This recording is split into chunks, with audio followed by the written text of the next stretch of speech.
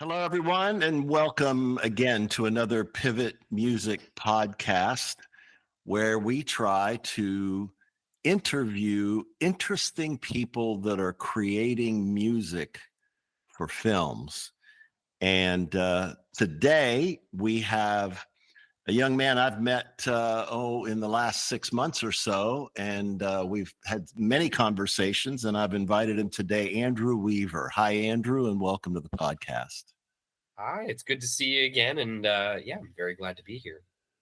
Thank you. Andrew has a company called Triple Threat Music Supervision, and he's been around doing this. He graduated from Belmont University in 2020, and since then has been actually working very hard in soundtrack production and services for films, television shows, video games, and has an impressive resume of diverse projects and learning from industry veterans. And he's established himself as a sought after figure in the entertainment industry. Andrew, uh, I was reading through your materials, and my first thought that cropped up to me was, OMG, this guy graduated in spring of 2020.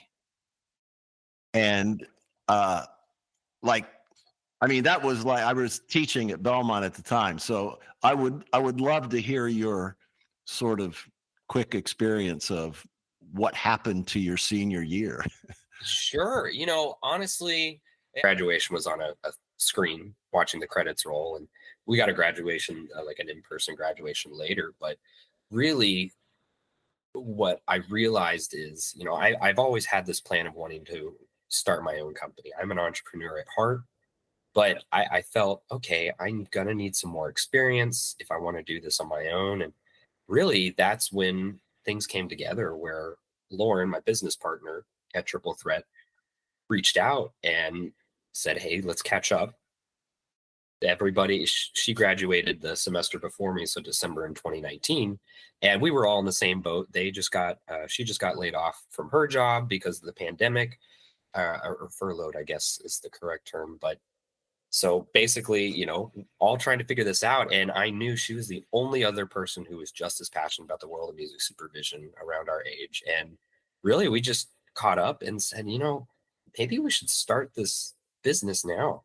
You want to do this together? I don't know everything. She didn't know everything at the time. And we still are learning and growing on every project we work on. But why don't we combine forces? There's Nice. strengths that she has, there's strengths that I have. We come together and we're going to be a stronger team, and working on projects together is going to make us more effective and efficient. It's going to allow us to live our lives a little bit better too. And so really we started that summer unofficially, and it was student films, all small little projects here and there. And the other main reason why we started this is the world of supervision has evolved since the pandemic. It used to be where all of my old bosses, you travel to LA, you go in person to the studio, go to the mix stage, do a spotting session, and you have to go talk with the directors in person about every single music choice, which is great. It's exciting, it's fun, very creative. But now the pandemic, everybody figured out how to do it online. Hmm. I know somebody who works out of Indonesia, and works on projects in LA. During that time, there was somebody in Scotland working on projects for New York, and you just have to adjust the time zones. But that's kind of how all of that started. and, Wow. and we officially had that large launch in 2021 when we felt like things were opening back up, businesses were starting to come out. We had all of our ducks in the line. So yeah, it was hard, but we were it's kind of a great opportunity came out of that. Well, that's such a great on road to what I want to talk about. And we've been talking a lot with sort of I would say, composers and the producers and the writers about their work in film, but you are a music supervisor. And just for the room that's listening, uh, talk to us about music supervision. I'll just say, surprisingly, I generally have to explain that term a little bit to somebody that's making a film, because maybe it's their first film and they're like, oh, yeah, you're right. I got to take care of that somehow, right? Right. So, h- how would you describe the whole field of what you're working in? Sure. So music supervision is a somewhat niche field. There's only about 3 to 400 of us in the United States. And at the same time, it's a necessary field for every project that you work on. Um, so yeah, it's a necessary field for projects in film, TV, ads, video games, podcasts, VR, metaverse now, NFTs. Music needs to be licensed on those projects most of the time. And so really what my job is to help educate the director, maybe if they're a bit more green and understand, walk them through maybe what some problems might be. If they want an ACDC or a Beatles song, but they only have $5,000, it's not going to work. They're not going to be able to afford that. So what I come in to do is I advise the production team, the producers, showrunners, directors, to say, hey, this isn't going to work. This is going to work. We'll talk to the people who own this song to say yes or no. What can we negotiate to make happen? But at the same time, we also are these creative conduits for these projects where we get to help bring opportunities forward as well. Let's take, for example, an in credits theme or in credits song, right?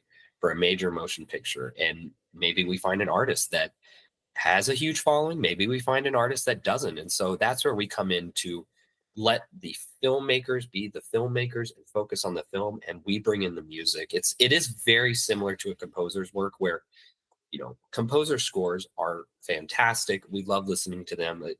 My new music Friday is always composer music Friday, right? I always check out what the new scores are, but at the same time, they are a service to the film, and really what they need to do is help share that story through their work, their original music, and that's what we do as well. We help share and amplify the story that they're trying to tell with the message of music, and help break this barrier of acting can only bring so many emotions, but the original music, you want somebody to cry, you get those violins, you get those strings to really bring out that emotion. And it's the same thing for us. You want that classic breakup song, right? Oh, maybe it's a punk rock scene. You want to set the setting for the tone of the film. Maybe it's set in 1978. Well, we'll go find a song that's affordable for you, set in 1978, right? So that's kind of our world. And basically, what we do is we run the music process for everything in your media project. So that's a great way to say it. Music supervisor. Are you like the boss of all the music people? Would that be fair to characterize it? Great question. Yes and no. So it always depends on each project. With a studio involved, usually no. The studio executives make these decisions, but we really are the people that look to that that are looked to complete everything music oriented. So the only thing that really can be a difference is the composer world. Sometimes composers do their thing. They work on a project, maybe talk to the supervisor once or twice. Others are very heavily involved. For example, when we worked on The Blind, we worked very heavily with the composer to make sure our sonic, our music that we were putting in the film aligned with his score, right? And the sonic vision for that film. So we worked hand in hand there. And really what we do is we help push the music team forward, right? And make sure everything is covered, from a legal standpoint. And then we also direct it where it may need to go. For example, when the licenses are ready and the paperwork's ready, okay, well, maybe we start that, but then we're supposed to hand that off and have everything put together in a spreadsheet ready to go for the attorney or the production accountant to pay those licenses. So we're the ones who basically all on the licensed music front. Yes, we're in charge, but many times we're also involved on all other aspects of music. Sure, sure. I just gonna stay on this subject a little bit more of what a music supervisor does. Um, it seems to me, and I've said this many times, that the music is there to enhance and or sometimes replace the dialogue that that a musical piece at the right time sometimes can bring all the emotion out of that scene that you want with no words being said, right? I have this great quote that I literally, Andrew and I are actually looking at each other right now, but I'm only using the audio for this podcast just so we can have flexibility in listening. But this quote that I keep in my office says, "Music is the literature of the heart. It commences where speech ends." And I man, love that. is that the definition of music supervision or what? I mean, like, you got to find those places for that filmmaker to carry that thing, sometimes with no dialogue, monologue, whatever going on. Exactly. I mean, montage scenes are the classic example, right? Let's talk about One Tree Hill or Friends or the OC, Dawson's Creek, all these scenes of like the 5 to 10 characters, right? And all the relationships, the end song as they go out to the credits. Boom. Well, this one's a breakup. This one is them coming together. This one is betrayal. This one is, the hookup, whatever those scenes that are happening. We got to find a song that matches and helps convey the tone musically with that, because they may not be speaking. And I'll say, I think it is very similar to a composer's world, where we are helping share a new dimension to the film that cannot be told through acting, like I said earlier, acting or the script for what they're sharing, or even the set design. We cannot specifically state that all the time. And what happens is music is used to help immerse the audience into the setting, help engage for whenever they're supposed to be crying, or how they're supposed to care for those characters, right? That's why we love all of these projects, is it connects with us on a human emotional level. And that's what music does, is it helps connect on an emotional level for the audience, so that they can associate with these characters and fall in love with them, hate them, cry with them, and give them hugs, per se. So yeah, I mean, and I think one of my favorite uses I've ever done, ironically enough, was my first project that I ever worked on. It was just a small student film, and the director's a dear friend of mine, and came up to me saying, "I want a Frank Sinatra song. I only have a couple $100." Okay, well, that's not going to work. So it was this whole scene where it was a couple, and the one of the partners comes home, and they start talking. They get into a fight, and then they reconcile. And what happens is the whole scene changes, where they feel like they get transformed into what's happening in their minds. Mm. Well, it all starts when they start the record player and the song plays in. And it was called Young at Heart, was the project, and it was supposed to be a play on the song. But really what it turned out to be is we found this other song that just worked beautifully, and it helped capture that tone of where the setting they were trying to take them back to about 20 years prior, the lyrics about reconciling, coming together, what marriage is hard, but it is true love. And it helped. It was probably like a 10-minute film, and we used the song for like 4 minutes or 3 or 4 minutes. And Wow. it's what made the film. And so, it was a small student film. It hasn't gone anywhere, but it's still one of my favorite placements, because like you said, the music's what shared that story, right?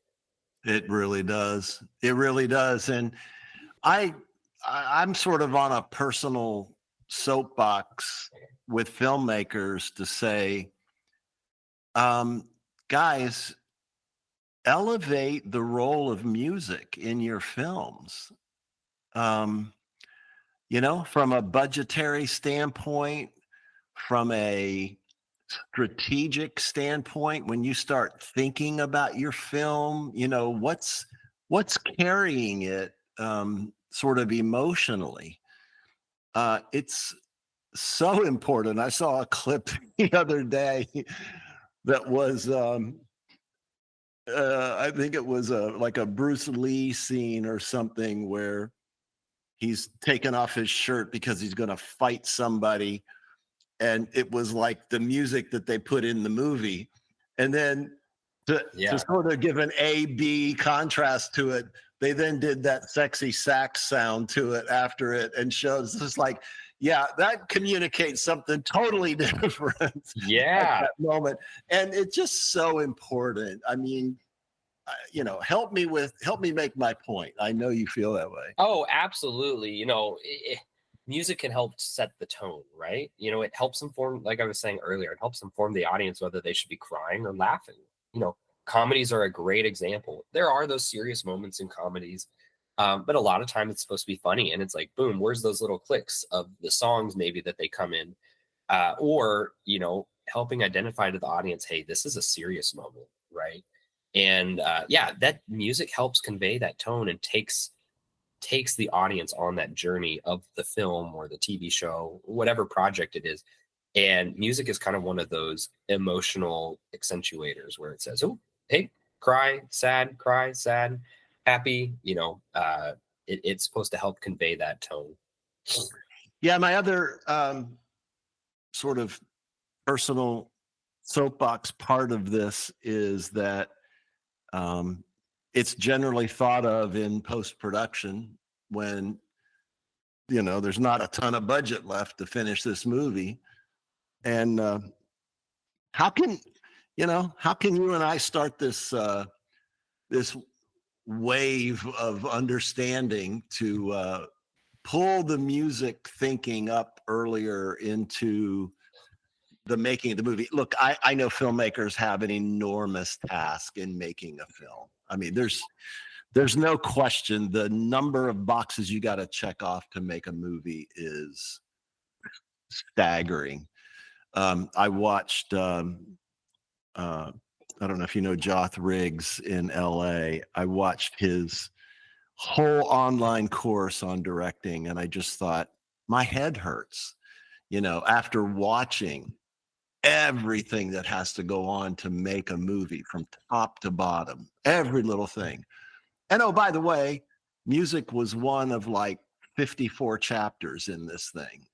And so, okay, I get it. But I will also say that, look, without the proper licenses and clearances, you're not releasing your movie, or you're not releasing it in all the territories you want to release it in, right? Absolutely.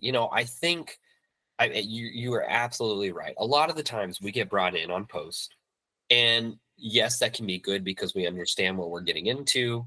We understand, hey, we're not going to have to go find 500 songs for this. We only need to find 10.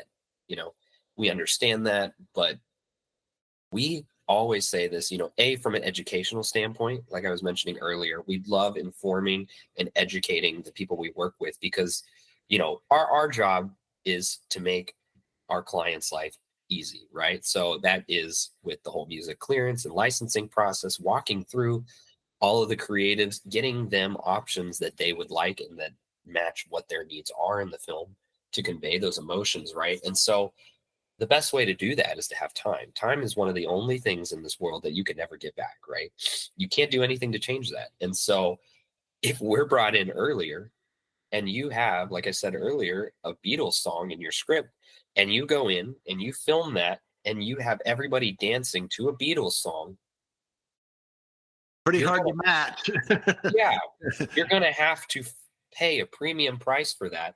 And if we get brought in towards the end, then there's nothing we could do about that. We can try, we can change the edit, we can try and change to match a song that would have a similar tempo, but boom, you've spent the last 2 years working on a film that is now gone because you weren't aware of what those costs may be or the issues that may come up with some songs that or some artists and writers will not approve uses outright. They just say no to things because they don't want their music in a film or a TV show, and that's totally up to them, correct? Like Yeah. it's up to their discretion. And so we love being involved as early as possible to help avoid any hiccups that come up. Usually when we get involved early, that's when it's smooth sailing. It gives us time to really creatively focus and think, maybe do research on stuff that we aren't fully aware of as well. There's a project we're working on that has a specific need for music right now, and we know the style of music, but we are learning so much going through this process, working with a few specific companies to make sure that we're understanding that as well. And what's really exciting about that is that we're learning about it, but it gives us time to also advise to the client and say, hey, these are some things you need to be aware of. This is a very tricky space right here. We got it handled, but just so you're aware, this is what you need to be cautious about. Yeah, and it seems like I have this problem. I know a producer's told me this one time. Barry, you have demo-itis. I said, what's demo-itis? He said, well, you heard that song in that scene so many times in your head or even literally in your office or wherever you're listening that you can't hear anything else work there. And I thought, wow, okay. So take another run up this hill. And I know filmmakers who have come to me and said, I gotta have, sharp dressed man from ZZ Top right there. And, and I'm like, okay, how much money you want to spend? And they, of course, they never quite know. Because can we take just a minute to explain the most favored nations part of a song? Do you mind? Oh yeah, absolutely. I know it's a little elementary for most, but for some it's news, and I think it would be good to talk about. Absolutely. And I will say this, as a music supervisor, we have an obligation to the client and making sure we get everything in line or around their budget and get the songs that they want. But at the same time, I will say music supervisors also have that obligation for artists as well and writers.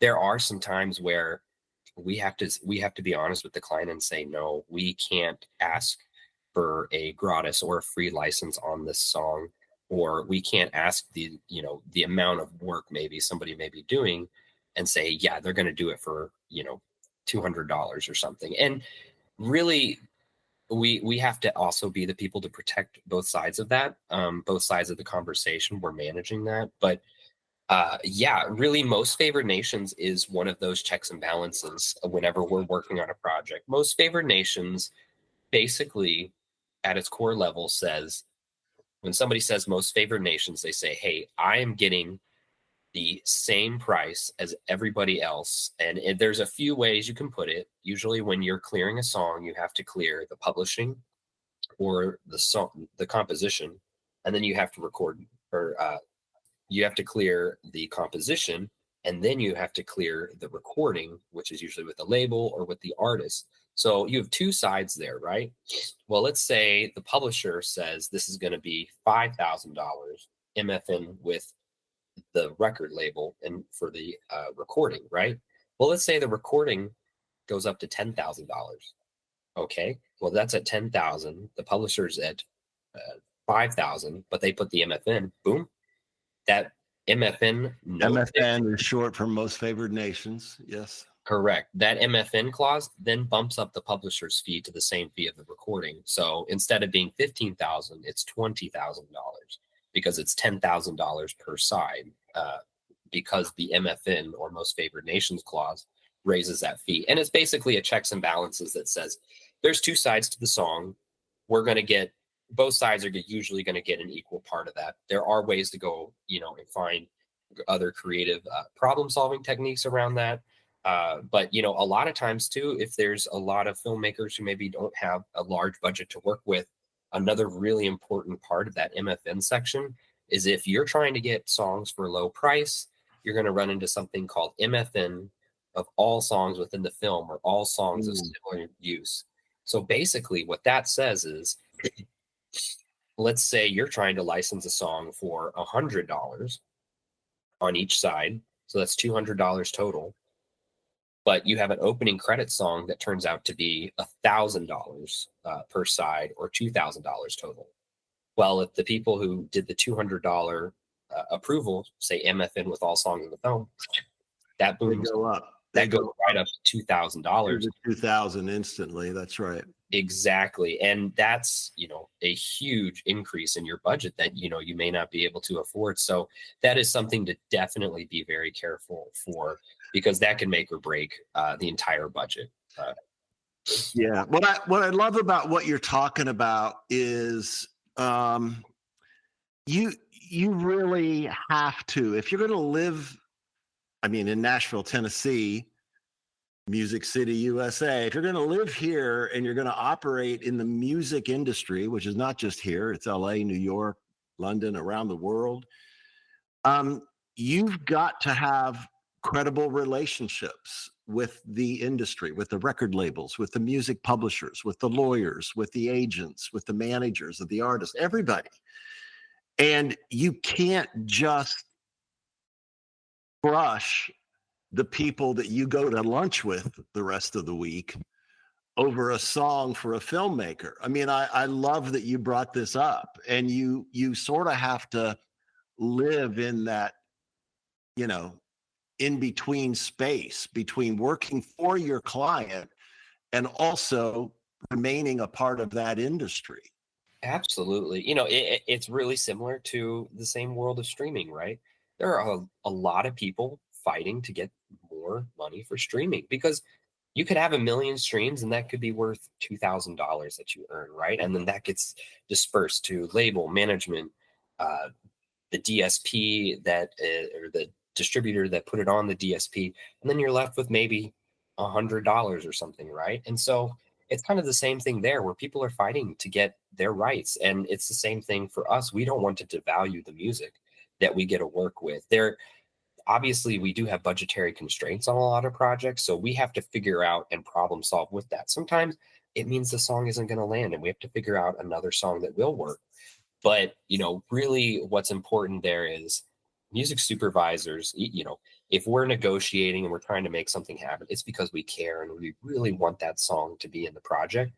But there are times that sometimes that doesn't work, and you know, that's okay. We totally understand that. It doesn't mean that you're going to be ghosted. It doesn't mean from the standpoint that, you know, if the song isn't clearable, it's not that the supervisor's doing a bad job either. It's just sometimes it doesn't work out, right? And that's where we come in to Mm. be those problem solvers and adapters. We have, if we already can see a song may not be working out, we already have 5 to 10 options as backups.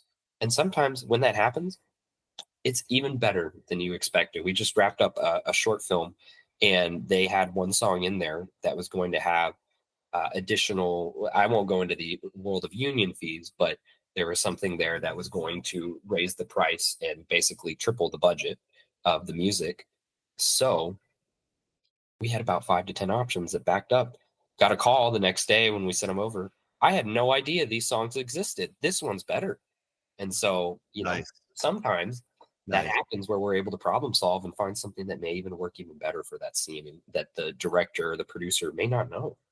And that's really, when you come down to it, uh, maybe to me, the number one value of a music supervisor is just that person who's got kind of a catalog in their brain or at their fingertips, where they can just search and check um, and go with something else that fits. Because not a happier person in the world than a director who found a different option that works as well or better than what they were originally thinking. Isn't that a great feeling? Exactly. I mean, I've run into that plenty of times where we put something in that maybe is an indie artist.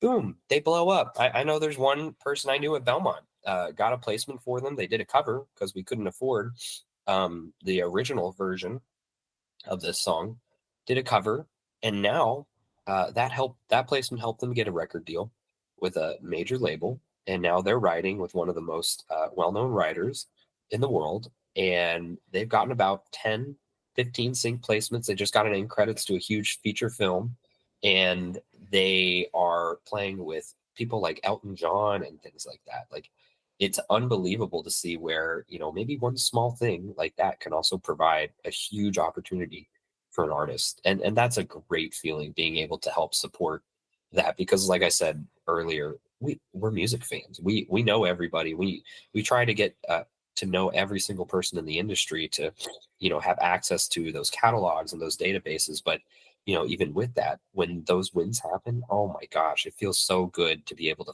support those acts because we care.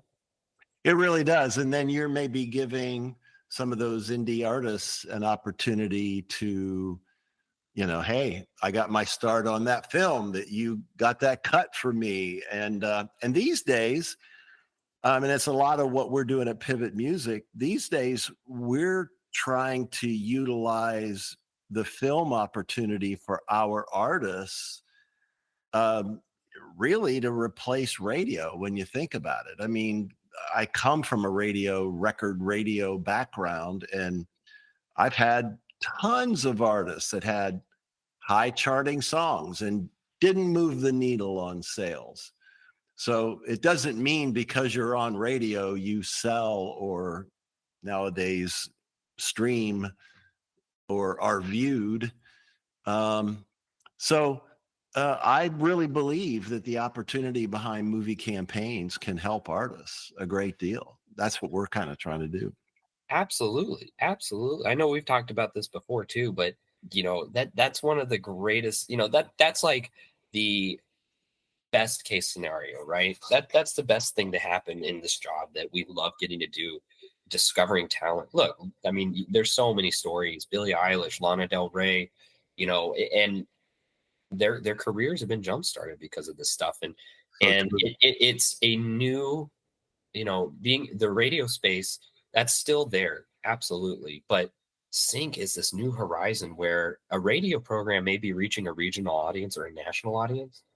A sync placement, if it gets, let's say a sync placement on a Hulu TV show across the world, people across the world will engage and figure out what your song is because of that. And they'll say, oh, what is that? Boom. Now there's some people we know that are in the world of sync that never have to tour because they have an audience, they have a fan base, and they're releasing new music, but they're basically, getting their new music with these new placements, and vice versa. There's some artists that we know that, let's say they're based here in Nashville, but they only go play in Japan because that's where their audience is. They built their audience out there because of whatever placements they've been getting or success. And so, that's a huge opportunity to help reach an international audience that you may not even realize is out there. And I like kind of the discovery mechanism for me has been Shazam. So I'm just watching Jennifer Garner's newest project. It's on Apple called The Last Thing He Told Me. And it's really good. It's like a 7 or 8 part series. The music was spectacular, and I never heard any of these artists. And I'm like making my Shazam listen, and it's telling me who it is, and I'm bookmarking it so I can I just went back and listened to all that music. I don't know where they found these people, but it said so perfectly, almost emotionally, even more than what the words were saying. It was just that feel of what they were trying to convey at that moment that was stunning. And there's a whole bunch of new artists now I've got on my playlist as a result of that. Well, and think about it this way too. The world of DSPs and the world, I forgot what the stat was exactly, but I think it was like 20% of artists on Spotify have more than 1,000 streams, or something. There are on their songs on average. And I think what's incredible with that is there is so much music out there, right? And all it takes is one of these opportunities to help bump that up to 10, 15, 20, 30, 100, then millions. And so, TikTok, I think, is another platform that's really been helping move that forward and help expand music audiences as well. But yeah, it's, it's impossible to find every single song. We're learning about new songs.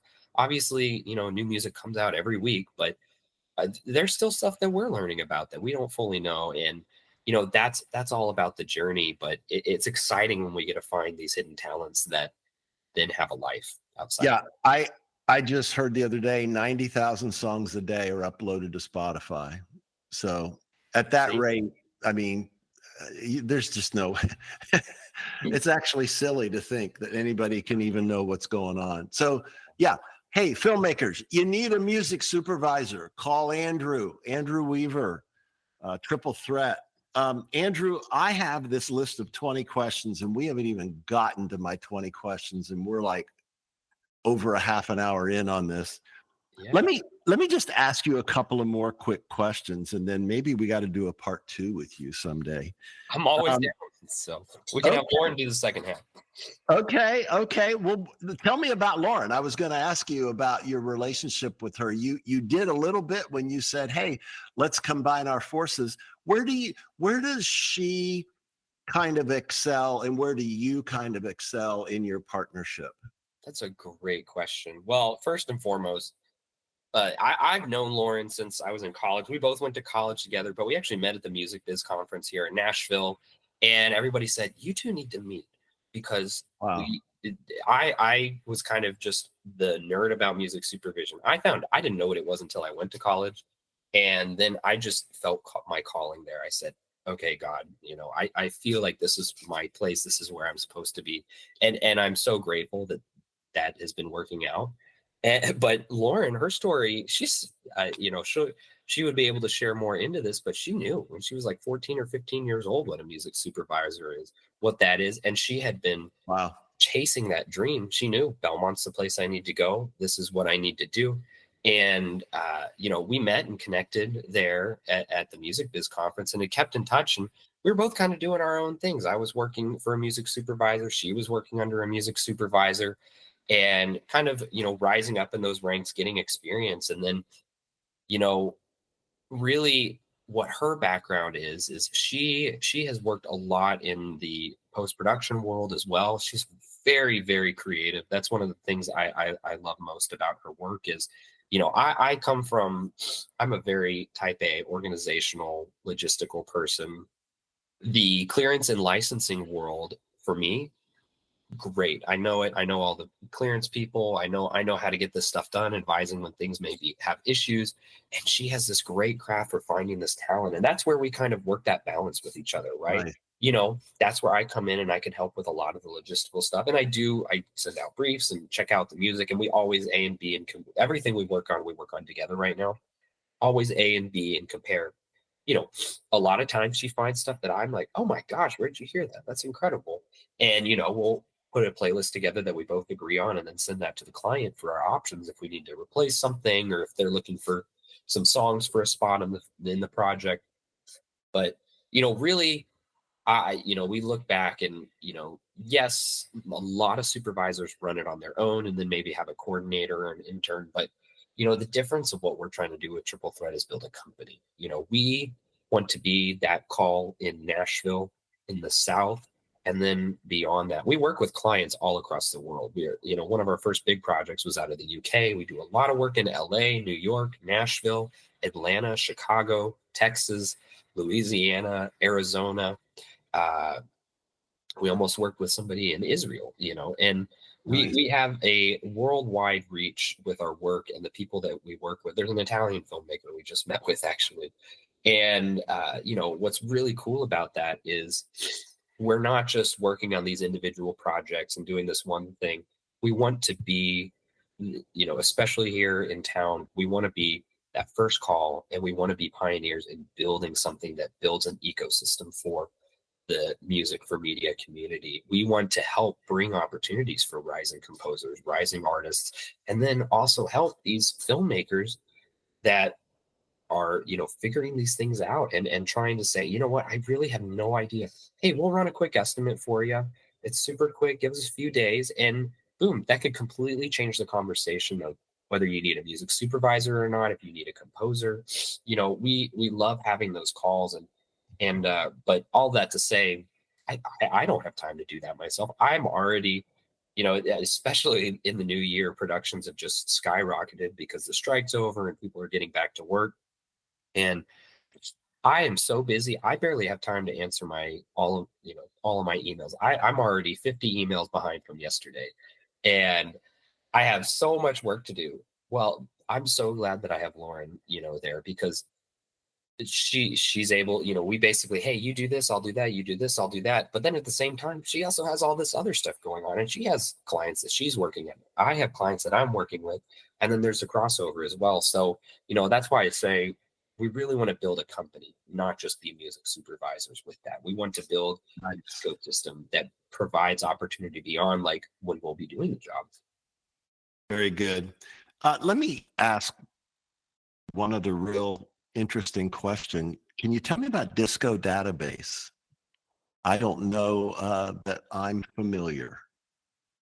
Yeah, Disco. Yeah.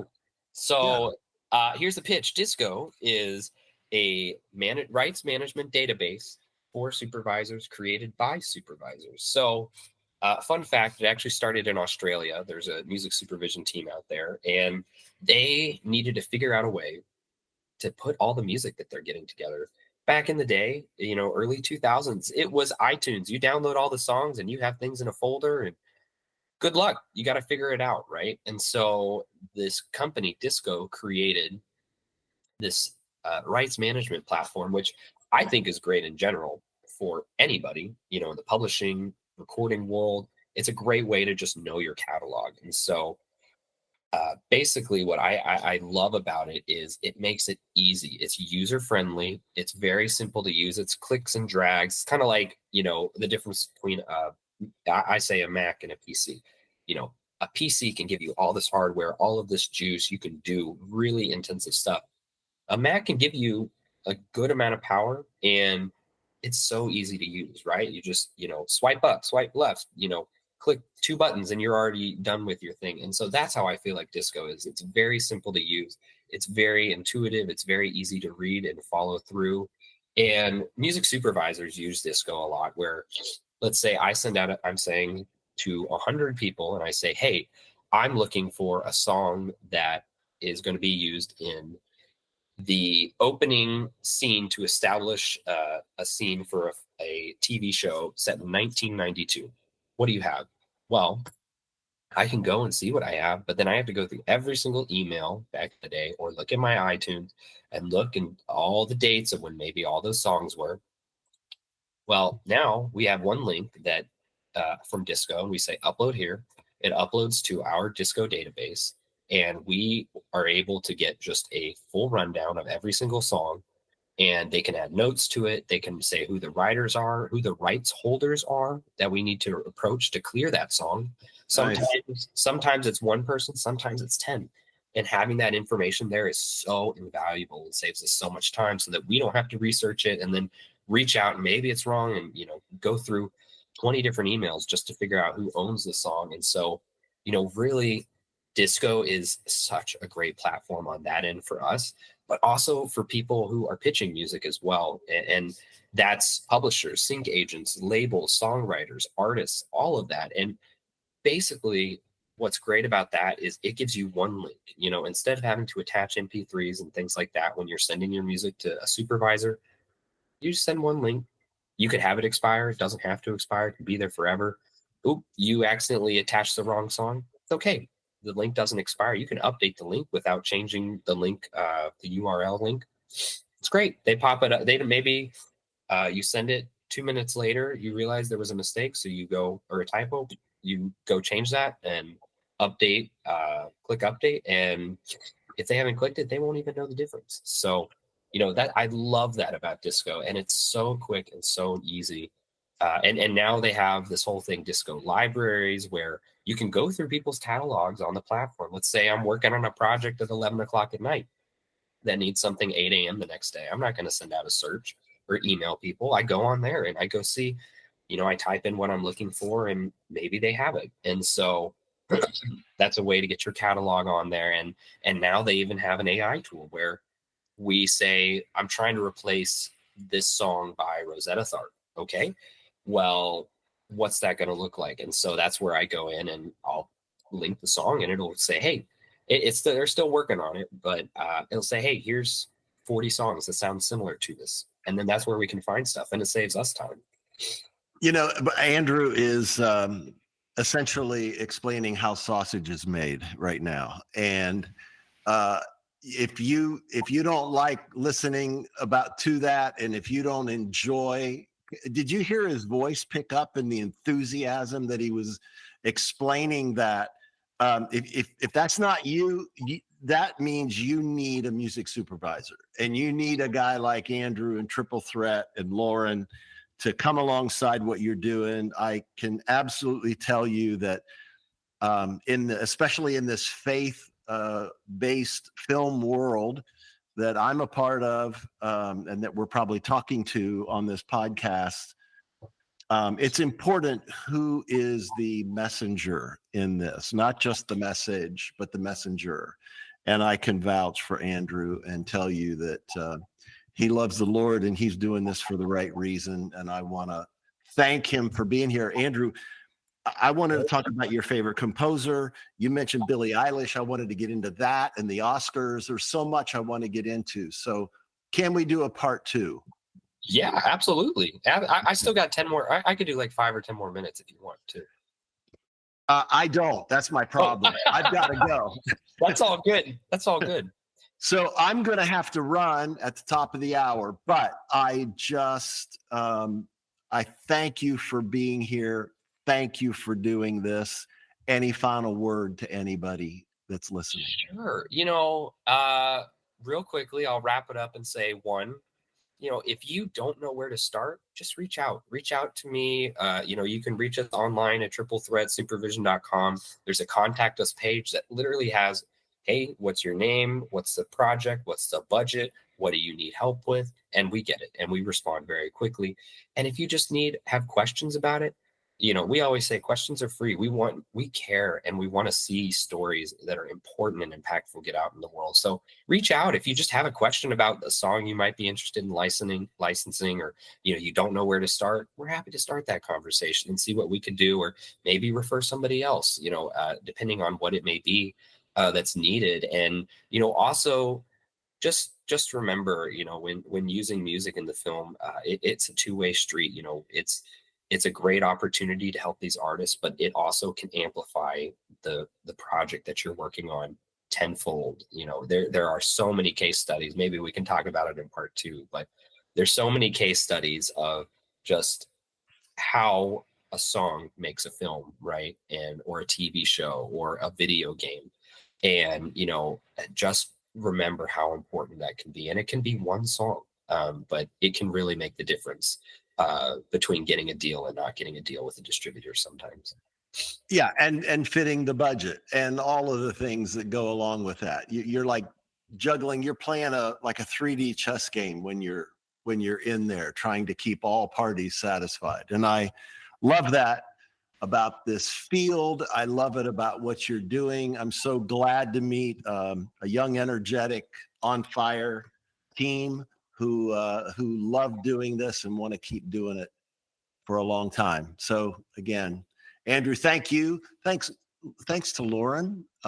Maybe we'll, like you say, bring her along for the next conversation.